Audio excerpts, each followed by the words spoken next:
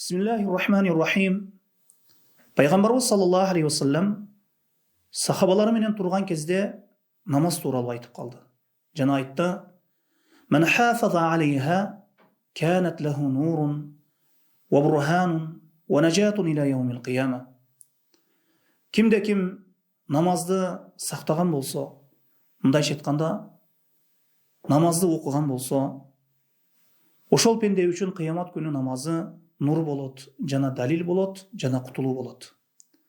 Ва мен лам юхафиз алейха, ким намазды сактабаган болсо, мындайча айтканда намазды окубаган болсо, лам якун лаху нурун ва бурханун ва najatun. Кыямат күнү ошол пенденин далили да болбойт, нуру да болбойт, жана кутулуу да болбойт. Ва кана яумал кыяма, жана кыямат күнү төмөнкү 4 капыр менен бирге болот экен. Ма Фираун, ва Хаман, ва Карун, ва Убей бин Халаф.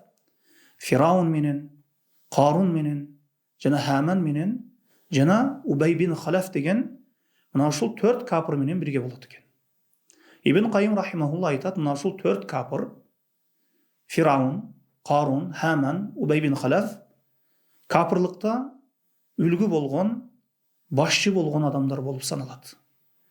Эгер кимде ким намазын байлыгы себеп окуй аткан болсо, байлыгы себеп сактабай аткан болсо, анда ал Карун менен бирге болот. Ким бийлиги себеп намазды окуй аткан болсо, ал Фираун менен бирге болот. Ал эми ким кызматы себеп намазды окуй аткан болсо, Карун менен бирге болот. Ал эми ким соодасы себеп намазды окуй аткан болсо, ал Убей бин Халаф деген капыр менен бирге болот экен. Пайгамбарыбыз саллаллаху алейхи вассалам башка бир хадисинде айтат: "Анна хайра а'маликум ас-сала." Чындыгында силердин эң жакшы амалыңар бул намаз болуп саналат дейт. Аллаху а'лам бис-саваб.